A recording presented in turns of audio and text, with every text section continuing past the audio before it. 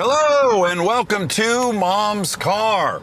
Today, Aaron and I have our mutual friend, Erick Richardson on. Erick and I met maybe 12 years ago, and I hated him at first, and then I fell deeply in love with him because he might be the most honest man in America. He's funny and so sweet and so generous and so kind and absolutely crazy. And this is what he looks like in a green thong.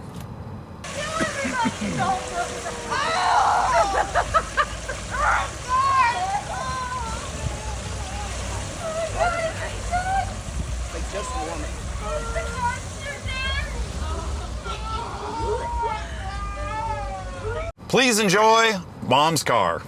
Some people just know they could save hundreds on car insurance by checking Allstate first. Like you know to check your phones in your pocket before leaving the house. Checking first is smart. So check Allstate first for a quote that could save you hundreds. You're in good hands with Allstate. Savings vary, subject to terms, conditions, and availability. Allstate North America Insurance Co. and affiliates, Northbrook, Illinois.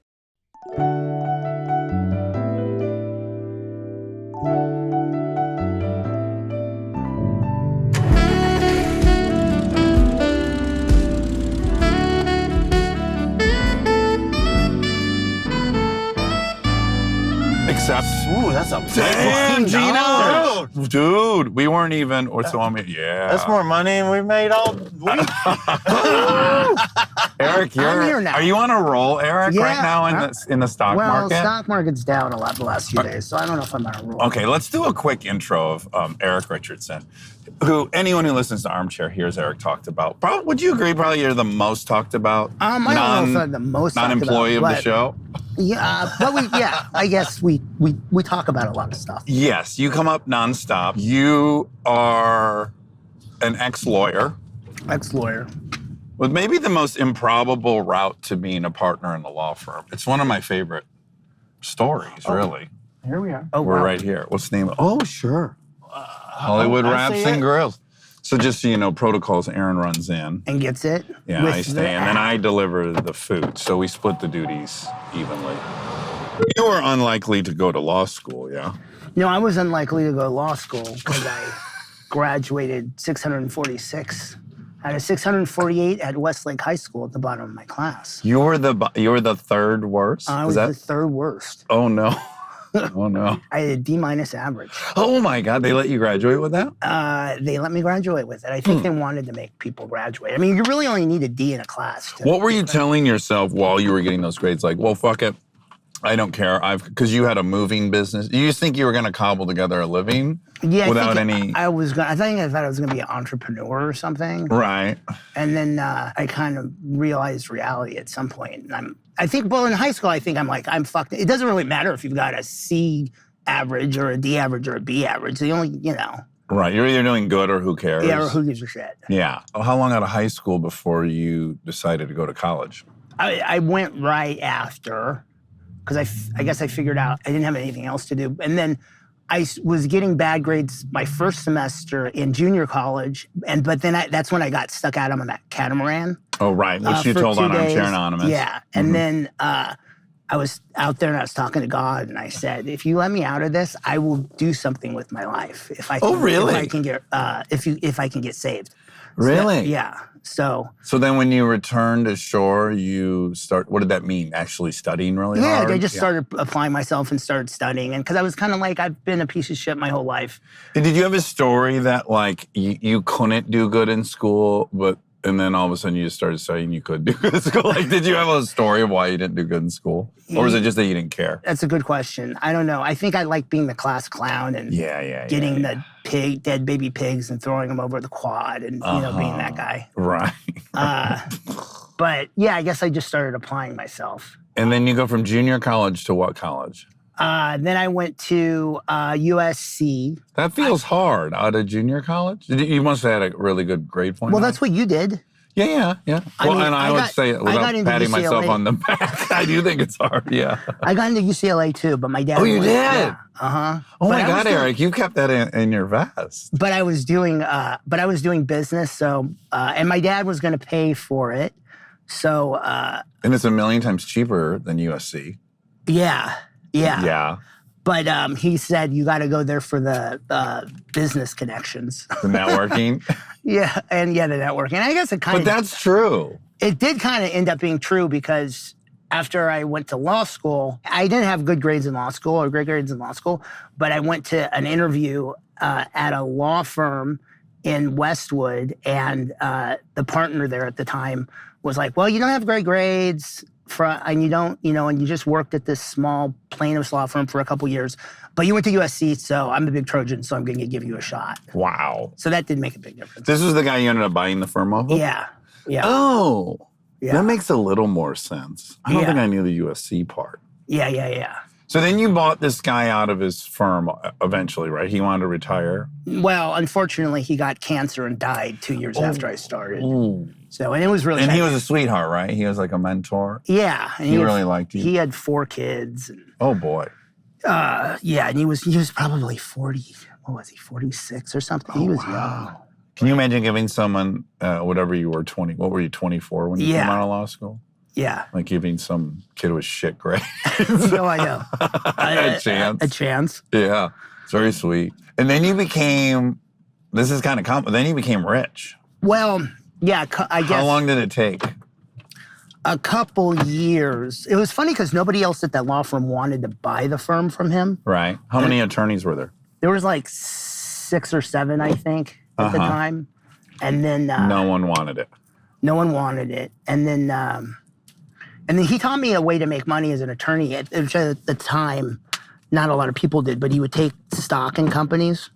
As part of his fee. His compensation. And then, so I kept doing that. And then we ended up growing it to 30 attorneys.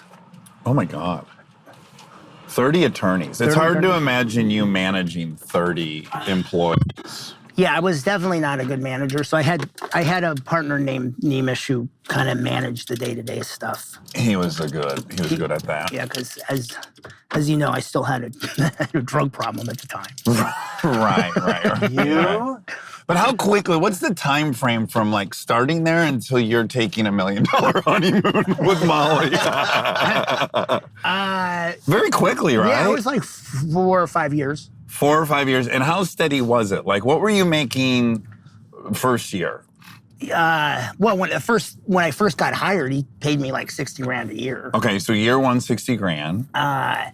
Then it probably doubled. We're learning his lawyer history. Yeah. I love. I hope people are I hope you read on camera as how improbable this story is. It's like when you hear a story about Aaron and I, and you're like, wait, are you guys bad people? Yeah. I don't see how you made it out of Detroit. But this notion that you started. Okay, so $60,000 the first year. Yeah, and then I kept doubling probably for a couple years. Okay, so 120, then 240 by year 3. Yeah, and then by year 5, I was making millions. Yeah, like $5 million a year. Or what do you think the? Yeah, I mean, in a good year. I'm kind of reverse engineering because I know the stories from this era and how you were living, like buying a Ford GT, buying a Ferrari, running from the police, lawyers. Right. 3-month honeymoon. Right. That's a lot. You have to have a lot of money to do that. Well, and I think what we did is we got lucky on a couple. That was before 2008. So it was like 2005, 2006, 2007. Okay. The stock market was cranking, and we represented a lot of small companies, and we take stock in them. Yeah. And some of them just did really well in that time period. Do you remember your biggest payout? No, I'd be guessing. But are you embarrassed to say it, or because you know numbers back and forth? Yeah.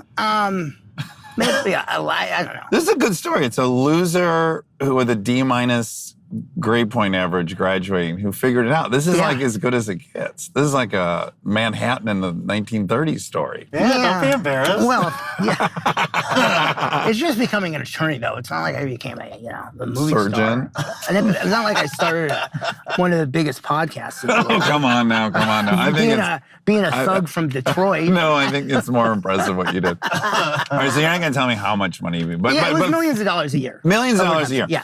And easy come, easy go, right? You really had no problem just spending the shit out of it. Yeah. Or did you? Did you wrestle with I should be saving? Or did it just seem like endless? Like, oh, I've got a formula and this is going to work forever. It did seem a little bit like because I was young still. Mm-hmm. I was like in my early 30s or not even 30, and it seemed like imagine it was early growing up. 30s, maybe Please. like whatever number he wants to tell us. It's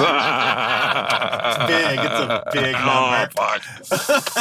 And being a drug addict? Yeah, that's where it got Like, bad, you would have man. just been able to buy drugs without giving a flying fuck what they... Like, it would be immaterial what any of the drugs cost. Yeah. Right? Yeah, I was too scared to buy them directly from anybody, though. So I had like one of the attorneys who worked for me kind of Yeah. did. You had a lot of intermediaries. Like 3 intermediaries. Oh, baby. The dream. Out of laziness or fear of going to jail?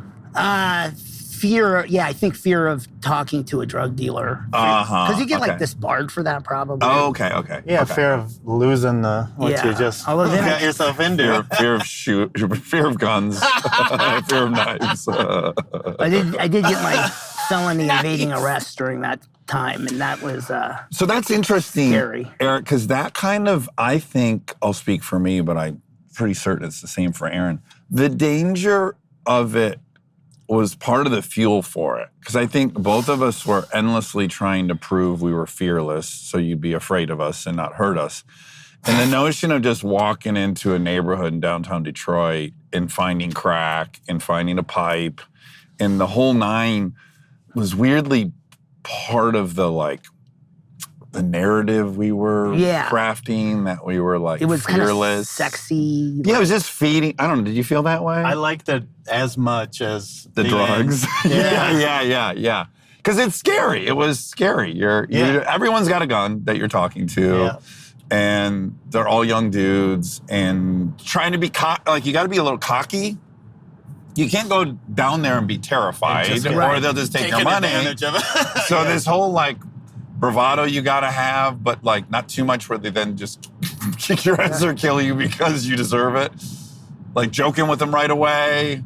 Right. Was part of the appeal for me. Well, I loved having like a bag of Coke in my pocket and being at like a business meeting with a bunch of lawyers. It just seemed so ridiculous. When I was young like that, it seemed funny. It doesn't really seem funny anymore now that I got a family and whatnot, but it seemed like so ridiculous. Yeah.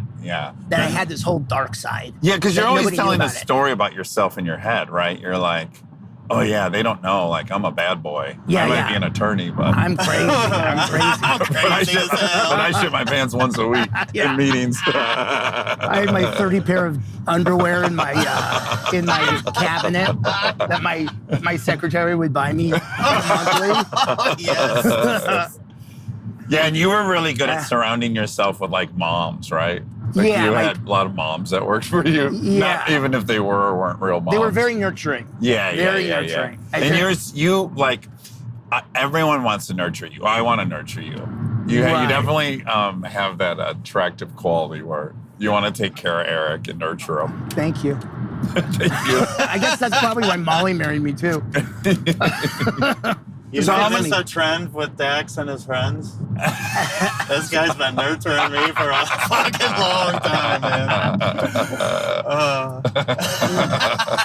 I guess there's no wonder I wanted kids. I was trying to have them since 12 years old.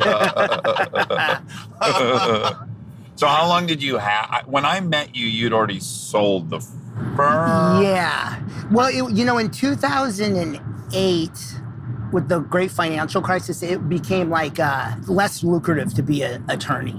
So, and that's when I got a really bad drug problem, is because then I was financially stressed out. Right. For 2008, 2009, 2010.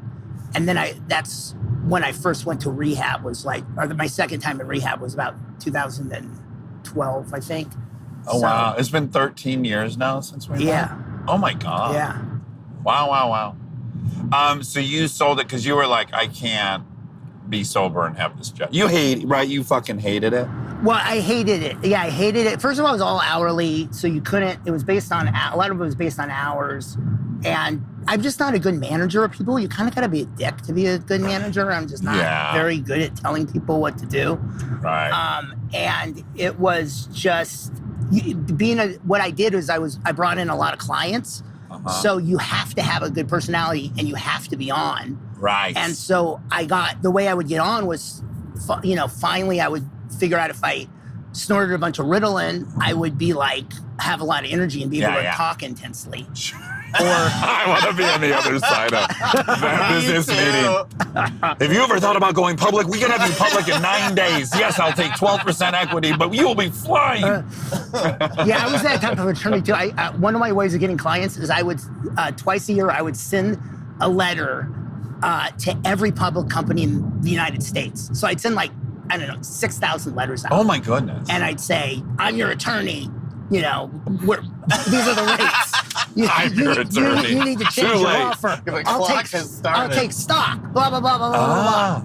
So I kind of did have that high. And of the 6,000 submissions, what was the conversion rate? If I got 6 clients or 5 clients, it would be great. But that's great. Yeah, 6 new it's clients. great. Yeah, boy, you really did do the work. There's no law firm that will, at least when I was doing it, there's no securities firm who would lower themselves to such a degree to send out letters to CEOs of clients to get them as, to get them as clients. But you were laughing all the way to a 3-month honeymoon. I mean, even my partner, Nemish, at the time, he's like, you sure you want to do this? It's like... Felt desperate and low rent. But I'm like, let's, the more clients we get, the better. That's where, like you would have been, don't take offense to this, you would have been an incredible personal injuries attorney, but you landed in securities. Right, which everybody's super conservative, so I was the guy who's like, I'm just going to go over the top. Yeah. And then I annoy a lot of people, but a lot of people love me. Yeah. Did you take the 3-month honeymoon when you were still part of the firm? Yeah. So your partner was like, okay, cool? Yeah, they were pretty... I mean, maybe they were happy to get rid of me, but it was like if you do something like that, I think if you plan it way ahead, like a year and ahead of time, you're like, I'm going to be gone for 3 months, so let's figure this out. And I probably didn't take a salary or something. I probably made it fair. Well, and you virtually quit. I mean, to say that I'm gone. Was it 3 months? Do I have the right number? Okay. Now, the other fascinating thing about you that I always tell people, and in fact, if I'm telling a story about you and I've not seen that they're registering Eric, I always go, my friend with the tortoises. Right. And they go, oh, yeah. So I don't ever make it through a description of you without explaining how you came to own 11 giant tortoises.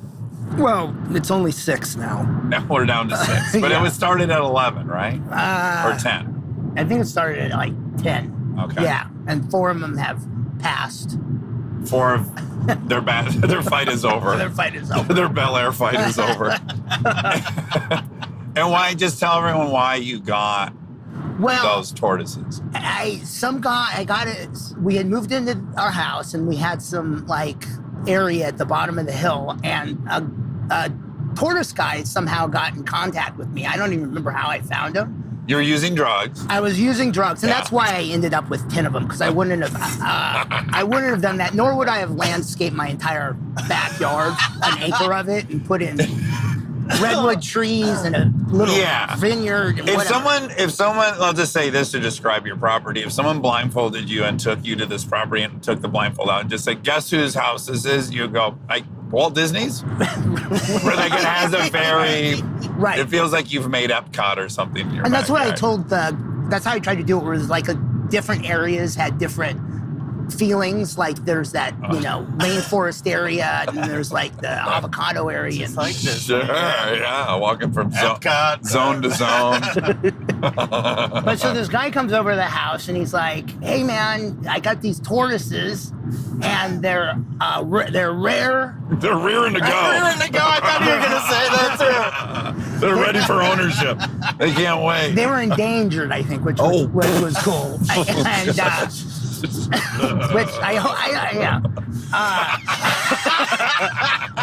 I'm like, well, these are cool. And they were about they were about as big as your hand, maybe a little bit bigger than your hand. Cute.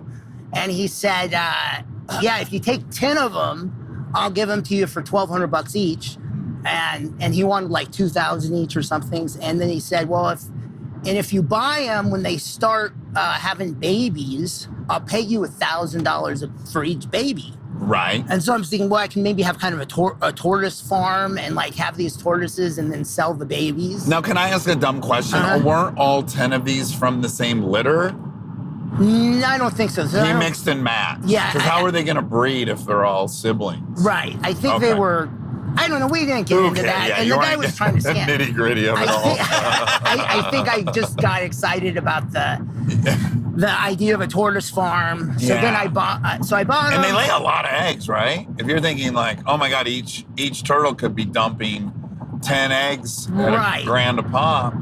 Yeah, I think they may only have like 4 eggs each. A lifetime. The problem is, the major problem became, and I only learned this obviously after I bought the tortoises, but they don't start breeding until they're 30 years old. Oh. So that became kind of a problem. Yeah, that's a lot of maintenance. Waiting around. Yeah. How many years ago did you buy these? Because they're now like, some of them are 300 pounds. Yeah, through more than 300. Maybe like 350 for the bigger ones. God. Yeah, and so how much? And I bought them in 2008, so. Okay, so they're 17 years old? 17 years old. Wow. And yeah, they're not old enough to have babies yet. Little over halfway. Yeah, 13 years and you'll be fucking rolling in that. If you keep them alive, at this rate, you'll probably be down to a couple.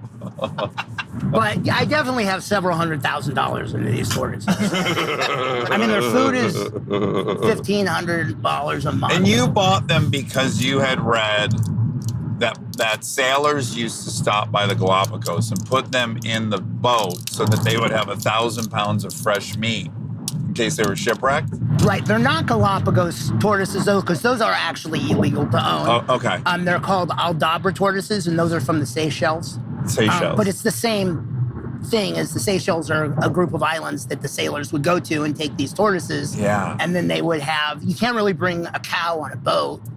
Right. So you would bring a tortoise and you'd have fresh meat. Well, you could bring a cow, and then you'd have to bring another boat of hay behind it. Right. All right, and then you eat like bales of hay. Yeah, so you probably could. A little tiny boat, and then It's not a the huge weight so barge. much, it's the area the hay takes up. A huge barge of hay behind the sailboat.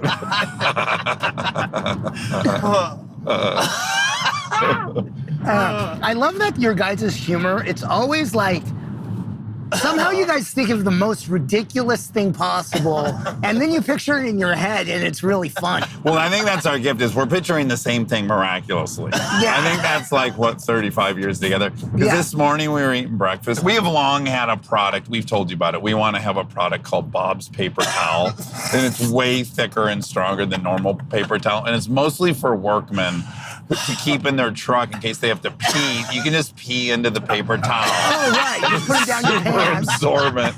This And then you started just when we would wrap Dax's trash can in Big Brown when we're driving. We're like, if you only could wrap the trash can to pee in there, so you didn't have to pee in a bottle, you could just pee right into the trash can. Right. And then we thought Bob's paper towel would absorb that. So you just put it down your pants. we were always would be real dehydrated, so the pee would stink and Yeah, be yeah. real gold the color. Yeah. Yeah. Like yellow motor oil coming out. 156, is this me? No, not yet. That evolved today. Bob's paper towel evolved into Bob Roberts paper towel today. Bill Roberts paper towel. And then we were saying he stands by the product so much he puts his home address on every roll of Bill Roberts paper towel. And then we said, and if I'm not available, please call my wife Linda. And then it became Bill and Linda Roberts extra thick paper towel with their home address and their phone number. Both of their phone numbers? And why does it have their phone numbers on it? In case you have any questions about the product. Oh, okay. Or they're so confident in the they stand product. by it. Yeah. It's like, if you have any problem. Yeah, here's our address and phone number. Here's our address and phone number. They know damn well sure no one's going to call or they're such stop good. by because the product's so fucking No one's going to robust. tear through that paper towel. And we were picturing the commercial is a man standing directly in front of the toilet, but for some reason he'd prefer to pee in Bill and Linda Roberts extra thick paper towel. And then like 6 men at a urinal all peeing in paper towel. And then we go ahead. We figure by the end there'd be you don't even need a sink in your house or plumbing at all, really. Because you're peeing in there, you're cleaning your plates off, and your If you dinner. have like a half a carafe of coffee that's left over, just pour it on the Bob's paper towel and put it in the trash. And then eventually you can remove your sink and have more space for Bill and Linda Roberts. Yeah, more counter space for paper towel storage. Anyways, we were laughing so hard inside this restaurant. And there's only one other woman inside.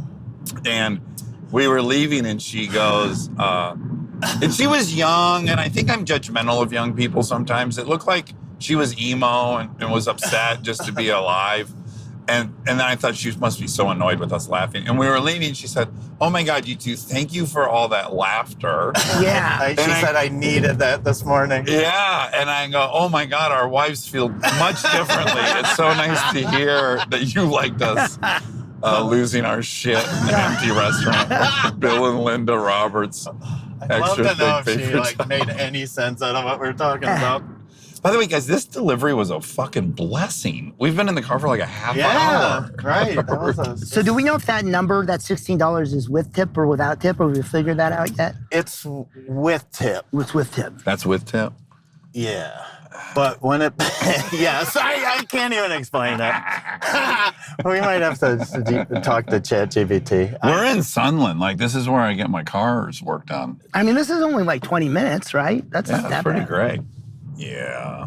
Bill and Linda Roberts paper towel. Extra thick Extra paper. absorbent For paper urinating towel. and all, everything. And Mostly then for you urinating. had Mike's hard coffee where Good you had, memory. you had to buy a barrel of it. Yes, 50-gallon drum.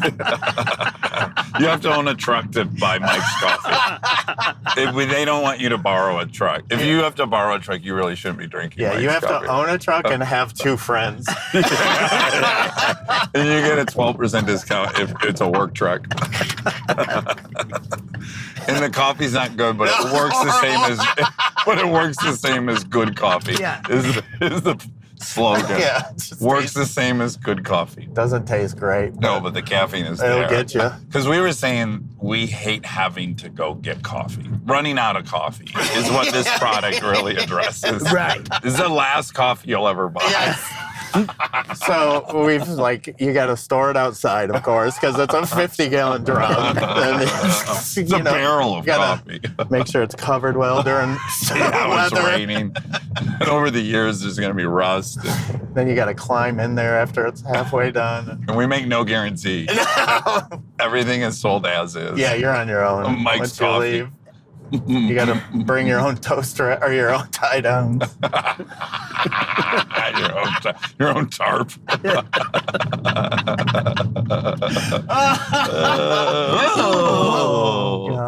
Oh, God. Stay tuned for more Mom's Car. Some people just know they could save hundreds on car insurance by checking Allstate first. You know, it reminds me of all those times when checking first really pays off, like that time I didn't check the weather before planning a backyard barbecue. Rookie mistake. Or how about when you're about to head out on a road trip and you know to check your tire pressure first? It's those little check first moments that save us from bigger headaches later. I mean, think about it. You always check if you have your wallet before sitting down at a restaurant, right? Or make sure you've got your keys before closing the front door. These are just smart moves we all make. Checking first is smart. So check Allstate first for a quote that could save you hundreds. You're in good hands with Allstate. Savings vary, subject to terms, conditions, and availability. Allstate North American Insurance Co. and affiliates, Northbrook, Illinois. Get almost anything you need delivered with Uber Eats. What do we mean by almost? Well, you can't get a well-groomed lawn delivered, but you can get chicken parmesan delivered. A day at the lake? That's a no. A Philly cheesesteak? That's a yes. An afternoon stroll? Sorry, no. A burrito bowl? Happily, yes. What about a day of sunshine? Not happening. A box of fine chocolates? Yes, that's happening. Delivery on its way. Okay, how about some clear skies? Nope. Well, then how about some French fries? Yep. A little escape? No. A delicious bowl of grapes? Yes, yes, that. How about a freshly cut lawn? Can't help you there, but barbecued prawns? Order it and it's on its way. Get almost anything delivered with Uber Eats. Order now. Product availability may vary by region. See app for details. By the way, we keep forgetting to do it, but we can put on there that I pick up liquor. That's what we really want to do. Oh, right. Because we want to show up to a party, you know? Like a bunch of people waiting for all that booze. Yeah. And then they're, of course, going to meet you at the door, unlike most people who just say leave at door. No, they have to. Liquor has to because you got the idea. Right. Meet Well, at the door. someone in this business go. had a hankering for something all the way out in Los Feliz. Yeah, and they paid top dollar for a fucking sandwich. Meet at the door. Nobody give a shit. Also, again, it wasn't like a famous restaurant. You know, like, oh my God, I gotta get. No, yeah, it was. It looked like handmade they just pizza. opened. Maybe it's his brother. So much Well, it's shit quite a going on there. tattoo on his neck, huh? Yeah, Wow. yeah, he went right for it, didn't That's he? going big. He went big or went home. Yeah. Like, what is Come that on, ruckus? fluids here. Okay, I'm sorry, were you guys in the middle of something? Oh, no, we were talking about your neck tattoo. Oh. And he said, well, it's real big. Is it? Well, I'm kind of like I bummed. said you went big. He went big, sorry. Oh. Yeah. I mean, that's a 'Cause aggressive. I you know? kind of regret. I feel like it should be bigger. Well, I can't see it. I guess No, I think No, it's it looks- perfect. it's plenty big. No, it's good. Okay. It's perfect.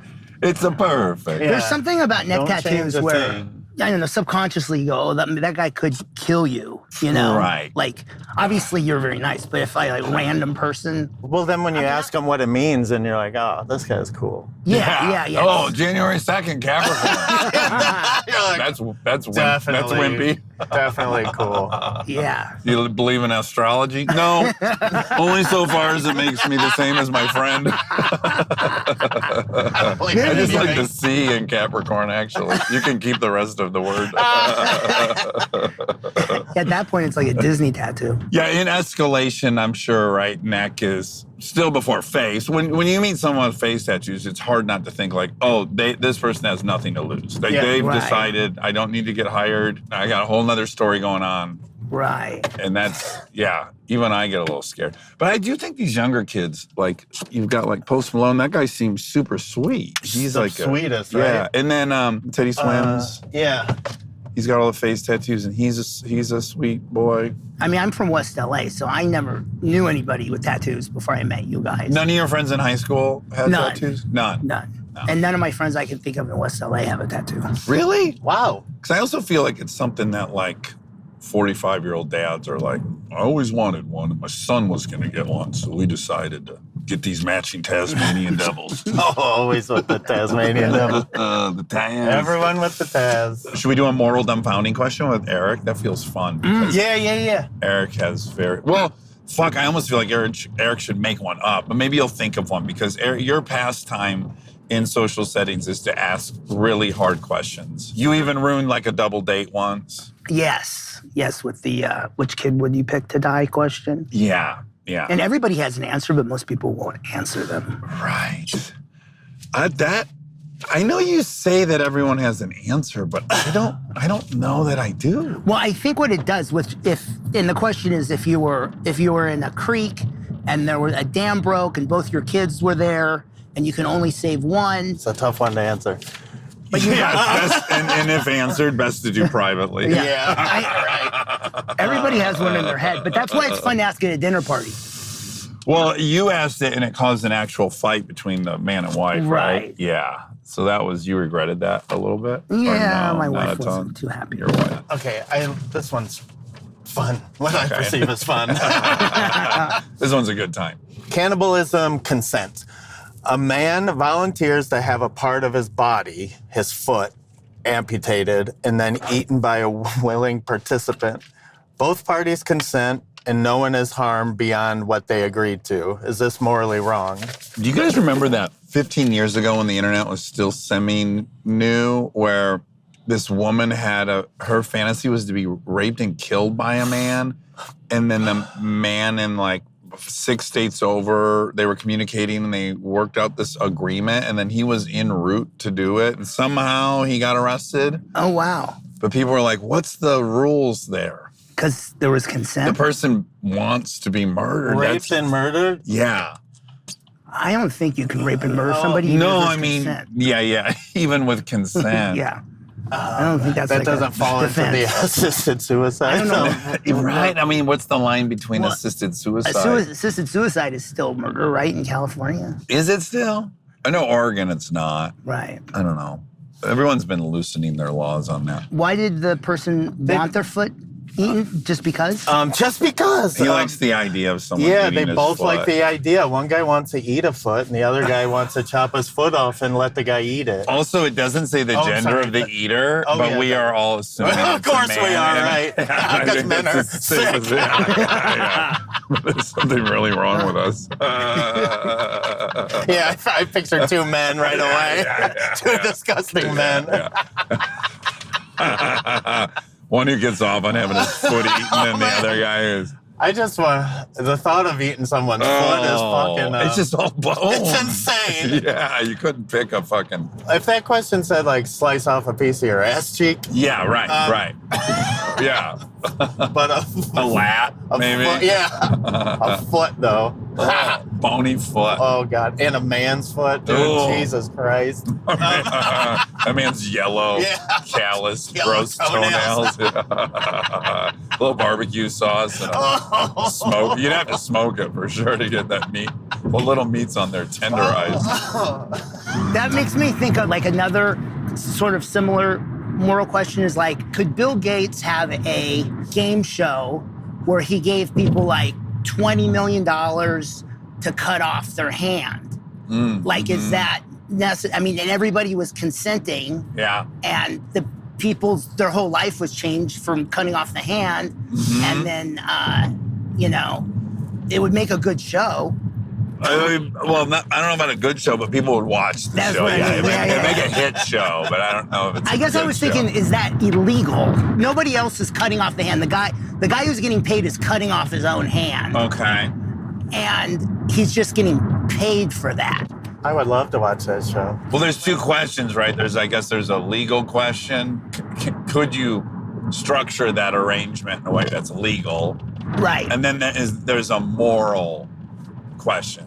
I'd say Right. morally it's wrong to want to see someone cut off their hand or foot and suffer because you have the means to make that a tempting situation. That feels morally repugnant to me, to desire that, no? It does, but if, I'm sure there's some showrunner who would make the show if they can make money. And like Aaron said, people would watch it. So when we prepped cars together, which we did for 14 years together, and I'm talking thousands and thousands and thousands of cars. Like on every car show for the long lead show, we would ship like 120 cars to Wisconsin, and we would prep all 120 every night, and we would towel off all 120 every morning for like 12 days straight.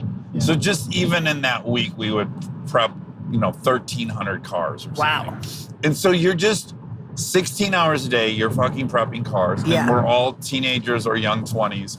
And you're bored out of your mind, and we just play endless scenario games like this. And one was how much to punch your mom in the face Right. as hard as you could. Yeah, okay. And it's mostly all guys that we worked with. Yeah.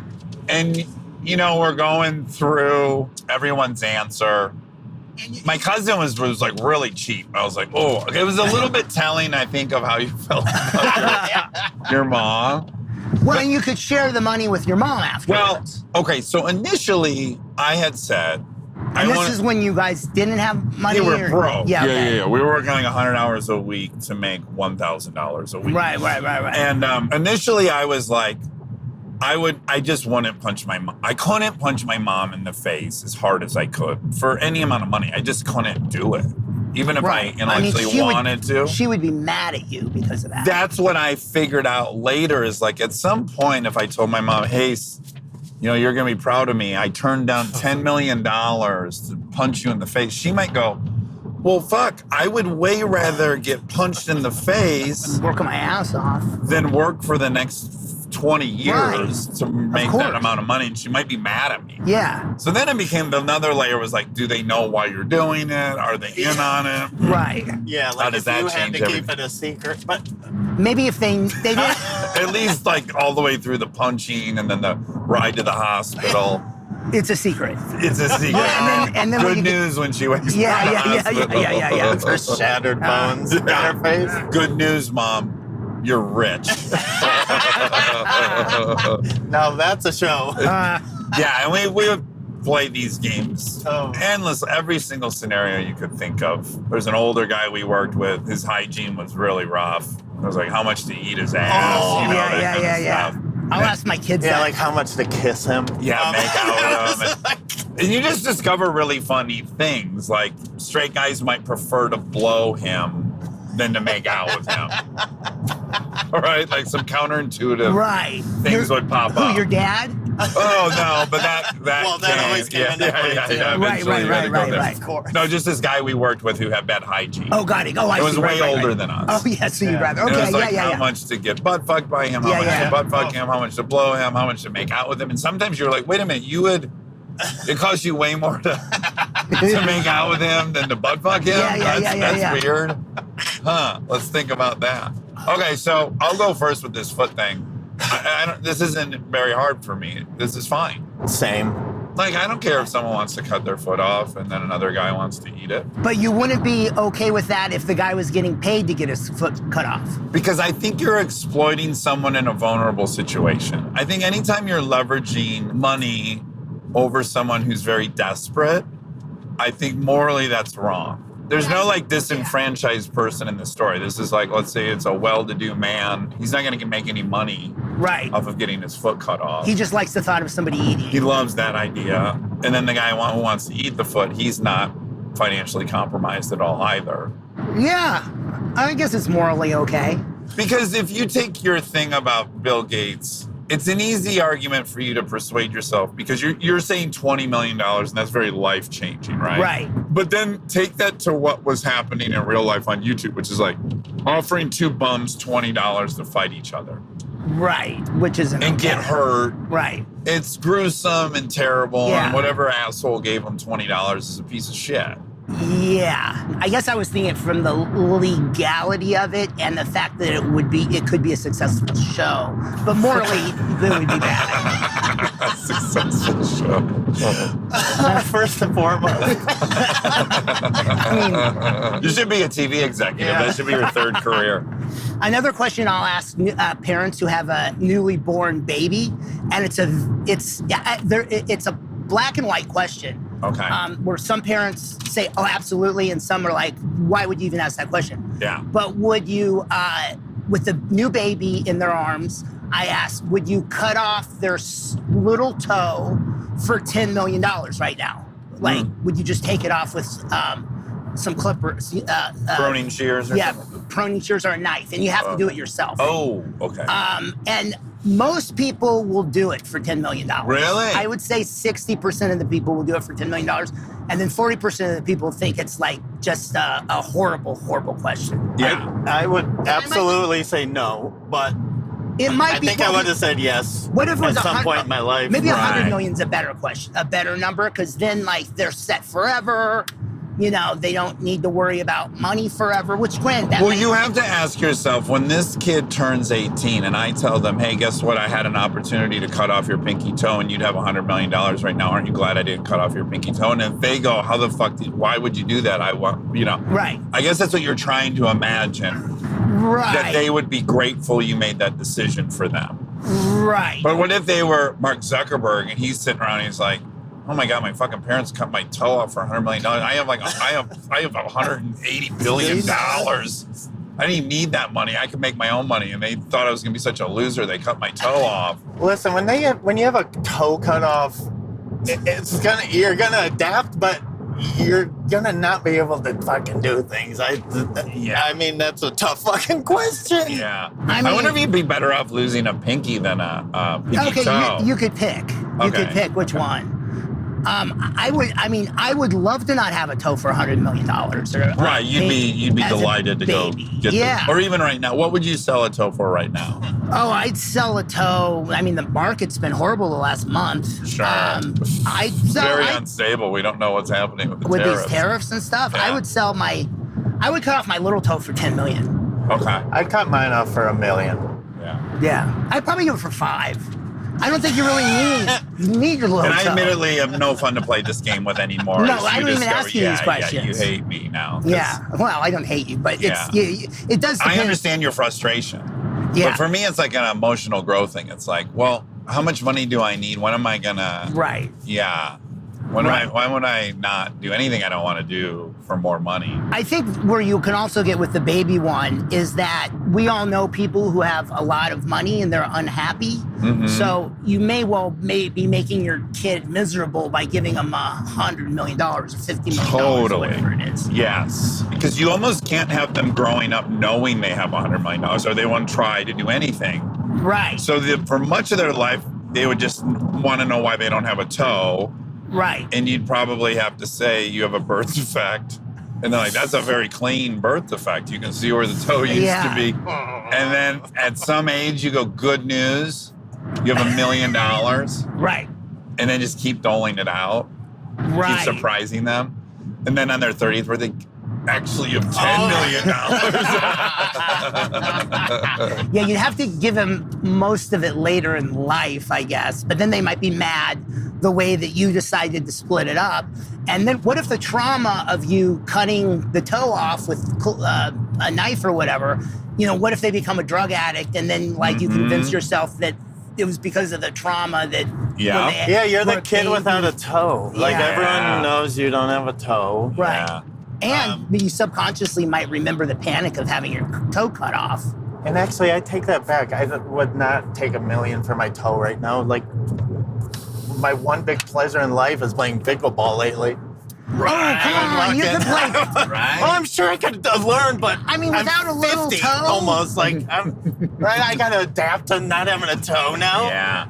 It's a miracle that I'm actually exercising. Yeah. You might be better off with your fourth toe cut off, right? Instead of your pinky toe for balance. That is the sad part about money, and we all grew up fucking craving money like crazy is, like, I think a lot of people, sadly, are in a position that they would sell their legs, And then you think, oh, I'm going to have money and I'll be happy. But then you realize, like, oh, no. The only thing that makes you happy is playing pickleball. It doesn't really matter how much money you have. Right. It's still the only activity that gives you any joy. Right. And you got rid of it for money. Yeah, I was thinking for $1 billion, would I make it so I just didn't taste anything for the rest of my life? Like, Ooh. and Get then a toe sewn No. back it on. seems like I would, but then I'm like, well, then you wouldn't have any. Buy a toe Used for that legs. money. Yeah. Someone else's legs. Yeah, the story keeps going. The only ones that are available is like a small Asian woman's Right. legs. And you got to explain that every time you're on vacation. But you're right. What's the point of having money if you go on vacation? The only thing you and I do on vacation is like talk about what we're going to have for lunch. Yeah, and drink Diet Coke because it tastes good. Oh, yeah. Imagine not giving a fuck that it was Diet Coke. You just start drinking Diet Pepsi all the time. Yeah. It's like, I'll have a Diet Coke. Oh, we only have Diet Pepsi. Yeah, it doesn't matter to me.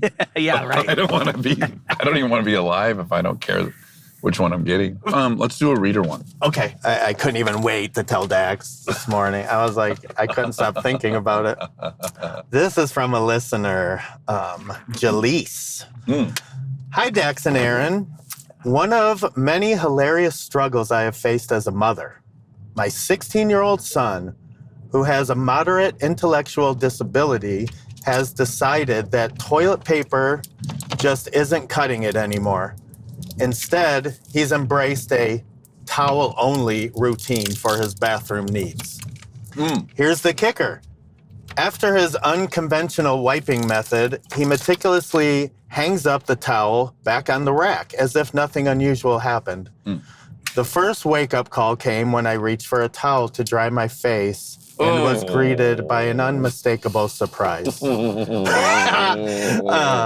Imagine my shock when I realized our towels were now an unwitting canvas for his new system. The struggle has turned our home into a blend of frustration and unexpected comedy.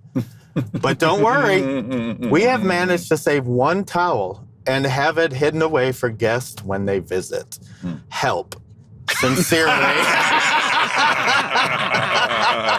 As if we're going to have a solution. Right.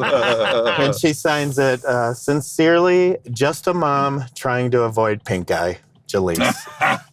You know what I like about it immediately is like people are so delicate around situations. Yeah. But when you have a kid who's moderately, whatever she said, mentally impaired, you got no choice but to just think it's funny. Right. Yes. Right? That's what I kind of like about it. It's Yeah. like, you imagine this life where you're dealing with this thing and then you'd be sad all the time and feel bad. But you're like, no, you just, life boogies on and you're like, oh, fucking Mike, guess what his new thing is? He's wiping his ass with the towels. I mean, this couldn't come at a, and I think maybe this is how our Bill and Linda Roberts paper towel story started back up this morning. Right. Because we were talking about this. Like, just like what he really needs is a Bill and Linda Roberts. Yeah.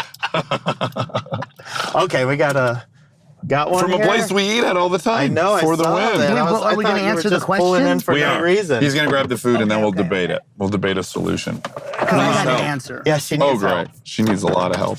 If you do have 3 phones going at the same time, Yeah. and you could accept one, and then you'd accept one while you're driving, you might be able to get it down pretty well. I think that's why sometimes it's really late. They're juggling like 6 or 7 Right. apps. Okay, so the son is wiping with towels. Yeah. Okay, Eric, you said you already have an immediate I think answer. it's probably okay, but you just have to have like some rules around it where you can only use this towel on the rack in the bathroom, so it's not all the towels. You know just what I always mean? have a shitty towel You hanging just in always there. have a shit towel Look there. how close this was. Oh my gosh. This is great. about as embarrassing as I've done it when I order from Five Guys at Ryan's house, which is directly across the street. And I'm expecting the delivery guy to go, "You lazy motherfucker. God, are you fucking lazy?" Yeah, this was like 1,200 feet. Truly. Yeah. Less than a quarter mile. He's shooting you some messages there, too. Oh, he's already got some He's messages. got a gate code, it looked like. Okay. Oh my gosh, this guy must be important. Apartment number, gate code. Okay, great. Now, I would say, Eric, this is the hardest part of the job, is like once you get on the scene trying to find their fucking apartment. Okay, hold the conversation for Yes. me. Okay, Let me okay. just- Oh, hey, maybe he parked in front of their garage door. in there? In that garage door. Okay. What? Okay, let me just drop this off. I'll be right back. Let me go deliver this first. Oh, what a bastard. That ended up taking a minute. Yeah. Did you guys already solve it? No. Okay, you paused it. Eric, you're Get a saying designated shit towel. I'm reading a lot between the lines, but it sounds a bit like he's very specific. Like he wants to use every towel. Right. You know what I'm saying? I'm trying to read between the lines of like what parameters could you put that are going to work with his disposition? Right. Like, could you say that's your shit towel? And it's only one toilet. I was more thinking like start real small. Like, well, first of all, I think you guys got to roll with whatever's happening with this kid, right? Right. Yeah, I don't know if you're gonna like win. Right, and it's not that. I mean, think about it. People used to watch diapers. I mean, this is like he's just- similar. yeah, You just think of it wash as the a towel. I'm guessing if she is the one on her face, Yeah. I'm guessing there's one bathroom. True. And So it's that's- hand towels. She wouldn't have used like a full body towel to wipe her face off after she washed her face, right? My thought was, would it be okay for her to say to him, carry on, keep wiping, enjoy. Just, you gotta leave him on the ground. Mm-hmm. Or a little hamper for his Like poop a- towels. right, a poop towel a hamper. hamper. Which makes Yeah, sense. yeah. And those can go in a separate wash than the regular clothes, so you weren't washing. Well, that's an together. interesting thought. Do you think they need to be washed separately? I mean, I Does guess. poop have to? I think. Okay, I'm going to tell you. Our dog Dan was throwing up, so we're cleaning up his throw up, and she goes, "Just put that in the utility sink next to the washer, because I already have poop." Poop underwear and poop everything soaking in there, and I was like, "Ew!" And, What happened, so honey? I think people soak the poop. Okay. No, I you mean, don't no. soak. This happened. Because there was a little kid. Let's just be Yeah, clear. there's little Ruthie hadn't- kids. I mean, hadn't yeah. showered her shit herself and poop. This was from a visiting child, right? But you don't let it soak first, and then you don't put a bunch of poop in the washer. in do the you? whites. In with the whites. mean, Yeah, I come guess on. I'm fine with that. We I'm fine all with that. poop in our pants all the time.